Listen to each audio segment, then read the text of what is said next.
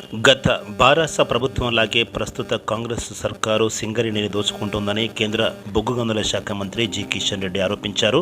కష్ట నష్టాల్లో కూరుకుపోయిన సంస్థను బతికించే బాధ్యత భాజపా తీసుకుందని, త్వరలోనే కార్మికులు కేంద్రం మరో శుభవార్త తెలియచేస్తుందని హామీ ఇచ్చారు. మంగళవారం సింగరేణి భరోసా యాత్రలో భాగంగా మంచిర్యాల, పెద్దపల్లి, జయశంకర్, భూపాలపల్లి జిల్లాల్లో కిషన్ రెడ్డితో పాటు భాజపా ఎంపీలు, ఎమ్మెల్యేలు, ఎమ్మెల్సీలు బృందం పర్యటించింది.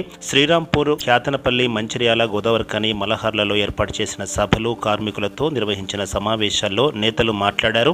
ఈ సందర్భంగా కిషన్ రెడ్డి ప్రసంగిస్తూ రెండు ప్రభుత్వాలు సంస్థ బొగ్గును వినియోగించుకున్నా రావాల్సిన బకాయిలు ఇప్పించలేకపోయాయి. దీంతో కార్మికులకు వేతనాలు చెల్లించడానికి సింగరేణి ప్రతి నెల బ్యాంకుల చుట్టూ తిరగాల్సి వస్తుంది. నైని బొగ్గు బ్లాకును కేంద్రం సింగరేణికి కేటాయిస్తే అప్పటి ముఖ్యమంత్రి కేసీఆర్ ఏనాడు అక్కడి ప్రభుత్వంతో మాట్లాడింది లేదు. ఒడిశాలో భాజపా అధికారంలోకి వచ్చిన తర్వాత నైని పనులు వేగవంతం చేయించాము. ఇప్పుడు అభివృద్ధి పనుల టెండర్ల కోసం రాష్ట్ర మంత్రులు కుమ్ములాడుకుంటున్నారు. సింగరేణి అంటే తెలంగాణకు గౌరవం, కార్మికుల ఆత్మగౌరవం. అందుకే కార్మికులంతా జెండాలు పక్కన పెట్టి సింగరేణిని రక్షించేందుకు నడుం బిగించాలి అని పేర్కొన్నారు. కేంద్ర మంత్రిగా తెలంగాణ భవిష్యత్తు ప్రయోజనాల్ని దృష్టిలో పెట్టుకుని ప్రధాని మోదీతో మాట్లాడి తాడిచెర్ల గని కేటాయింపులకు చొరవ తీసుకున్న ఈ బాహుబలి గని నుంచి 40 నుంచి 50 ఏళ్ల వరకు బొగ్గును ఉత్పత్తి చేయవచ్చు.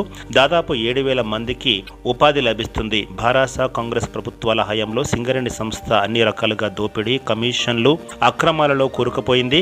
బారాసా హయాంలో 26,000 కోట్ల రూపాయలు సింగరేణికి కేసీఆర్ అప్పు పెట్టారు. 2.5 ఏళ్లుగా కాంగ్రెస్ ప్రభుత్వం కూడా సంస్థను నిర్లక్ష్యం చేస్తోంది. ముఖ్యమంత్రి రేవంత్ రెడ్డి టోకు వ్యాపారంగా చేస్తుండగా ఆయన ఎమ్మెల్యేలు చిల్లర వ్యాపారం చేస్తూ సింగరేణిని నష్టాల్లోకి నెట్టారు. సంస్థకు ప్రభుత్వం నుంచి రావాల్సిన 60,000 కోట్ల రూపాయలు ఇవ్వడం లేదు. గతంలో కేంద్రంలో కాంగ్రెస్ అధికారంలో ఉన్నప్పుడు 118 బ్లాకులకు అనుమతిస్తే 2.6 లక్షల కోట్ల కుంభకోణాలు జరిగాయి. మా ప్రభుత్వం 12 ఏళ్లుగా నీతివంతమైన పాలన అందిస్తోందని కిషన్ రెడ్డి తెలిపారు.